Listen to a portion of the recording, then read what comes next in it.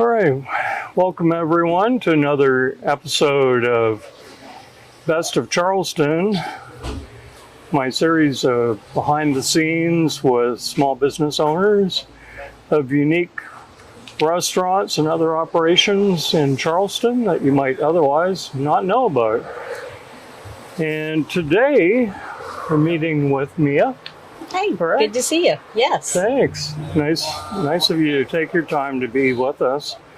I was wondering if you wouldn't mind describing what your business is. We make cupcakes and cakes and cookies and sometimes bar treats, brownies, blondies, to walk out the door and go home and be enjoyed.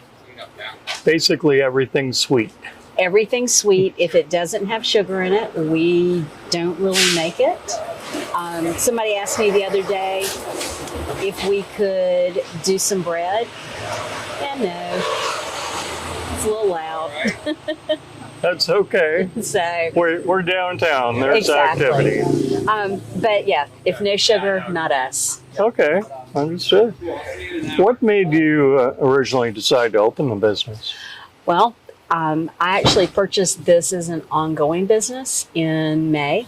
I had been baking pound cake out of my house with the business, and this opportunity came up. So I thought it sounded like a good opportunity to take. And so I've had it since May. Great. But it's been here since 2007 when Bill and David opened it and started turning it into a neighborhood icon. Excellent. So how long has it been here? 15 years. Wow, great. Why did you choose this profession? It was time for a change. I had been a lawyer for a long time, and baking is more fun than lawyering most days. So I decided it was time to mix things up. That's great. What drives you to do what you do? What motivates you? It's fun. There is the old saying that if you do what you love, you'll never actually have to work. And so far, coming to the bakery is not work. It's just fun and interesting. I'm in the middle of the learning curve for learning this business, and that's fun and interesting. I have a bunch of folks inside that are really great in terms of the manager, the bakers, and the folks who are in front of house and interact with all our customers. They're just a great group, and they're fun to be around and nice to work with.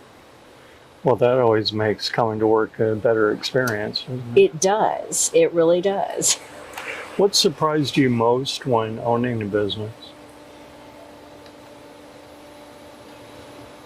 The level at which people care about this business.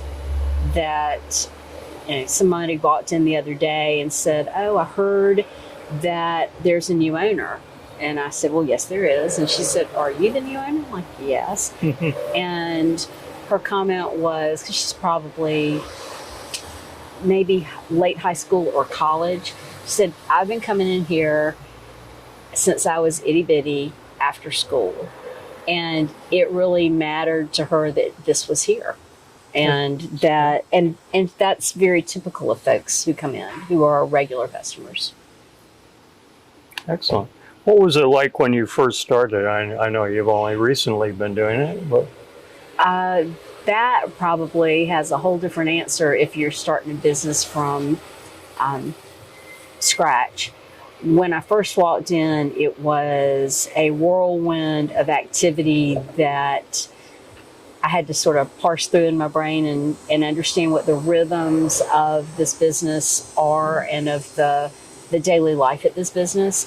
And that pretty quickly fell into a pattern that I didn't have to think about. There are other things I have to still have to think about, but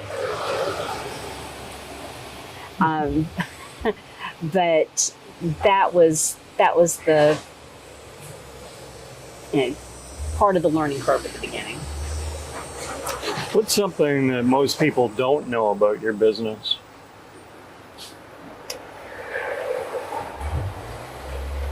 the degree of hands-on work that is involved, there's nothing that doesn't get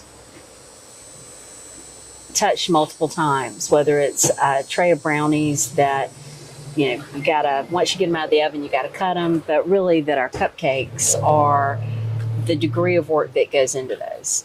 Sometimes people say, well, is there a bulk discount? And like, wow, every one of those cupcakes that goes in that box has the same amount of work in it. So they usually understand when I put it in those terms, but I think that's what they don't really think about, is that there's not a machine in the back turning out what we're doing. It is somebody touching it from beginning to end to get it baked, presented, and in the box to them. Interesting. So it's very labor intensive. It is labor intensive, yes. What would customers say they love most about your business? I think they like walking in the door and seeing the display and, then having to make up their mind about what they want. It's a rare person that comes in that isn't smiling or excited or happy to be there. But I think it is just the choices that they're faced with, and when we're craving something, to get to pick through and decide what is it you're really craving and walk out with exactly what you want. Right. Or a variety of what you want. That too. Yeah. If you can't decide. Yes. Can you think of any odd requests you've had from any clients? That what we generally get is not odd, but we have a very specific style. And so the thing that we hear the most is, I'm having a themed birthday party.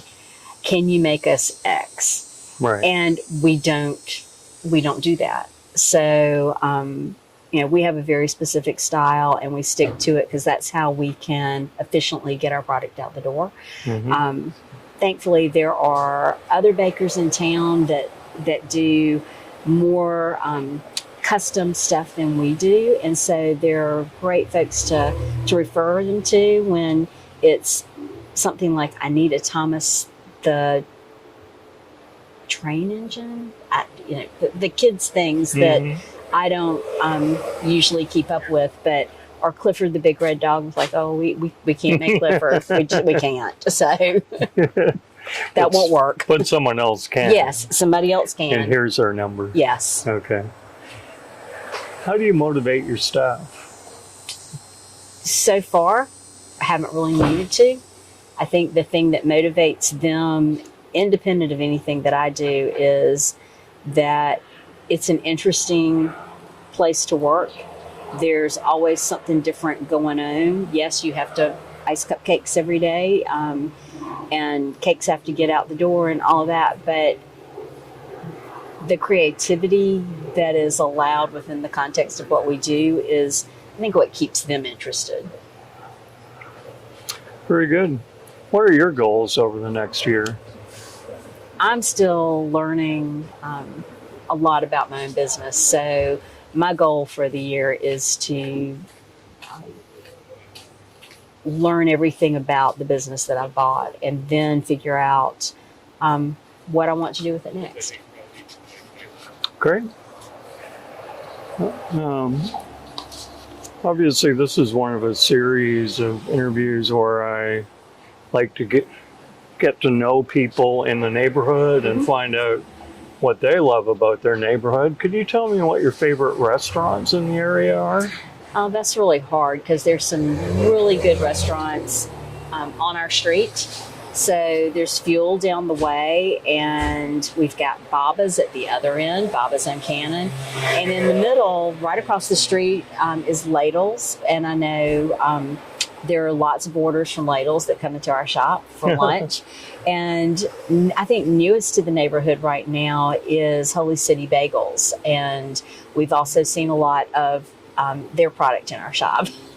They're right down the street. They are right down the street. Yeah. I think they're 2 corners down. Yeah, so, this is a great street for,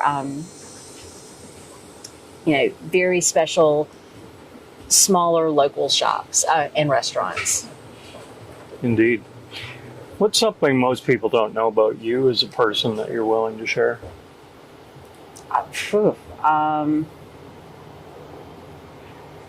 That is a good question. I can't think of anything. I really can't. I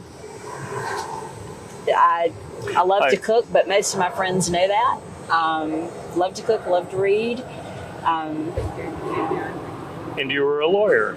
And I'm a lawyer, but most people know that about me. I guess folks coming into the bakery don't know that about me. But I've practiced in Charleston for so long that it doesn't feel like it's a secret anymore. So, Right. Because I have been here since the 90s practicing. Great. What type of law do you practice? Litigation. I have done defense litigation and plaintiff's side litigation. Usually my cases, whether on the defense side or the plaintiff's side, were personal injury cases. Mm-hmm. And I've done that for a really long time. Very different than this. Very different. Who would you say has been your most memorable customer so far? I think it was the little girl who came in week before last, and it was her birthday. She was turning 2. Yes, she was turning 2. And cute little thing, her mom came in and they had pre-ordered cupcakes, and I was showing her mom the order before I got it all together for them to take out the door. And she was telling me it was the little girl's birthday, and the little girl was standing just watching what's going on. And her mom looked at me. She said when we asked her what she wanted for her birthday, all she wanted was 2 blue happies. It's like, well, what's a blue happy? She said, it's a cupcake. And I had just handed her a dozen cupcakes that were vanilla with blue sprinkles on them. And when I opened the next box, it was a dozen blue iced cupcakes. And that little girl, her eyes just lit up because she had not 2 blue happies, but 12 blue happies. She was excited. Loved excellent. It. Yeah. Excellent. What are your favorite places to go in the neighborhood? You know, really, I don't know if it's always interesting to me whether Cannon and Spring count as the same neighborhoods as Sure. Cannonboro, but yeah, Tiny Tassel is really great for some shopping. And then Veggie Bin. I love Veggie Bin. So I'm usually in Veggie Bin at least once a week. Great. Excellent. What are some of your favorite things to do in the area? You know, this area is really geared towards, right now, the short-term rental market. Mm-hmm. So I can't say that there's really something in the neighborhood that I do. I live about a half a mile from here, so I'm probably going to go home to my house and do things in my neighborhood instead, since this is my business location as opposed to my home. Right. So thank you so much for spending time with me this morning. Well, thank you for coming in and letting me talk. The humidity and the nice bugs and airplanes and everything There's else. lots going on here. Right.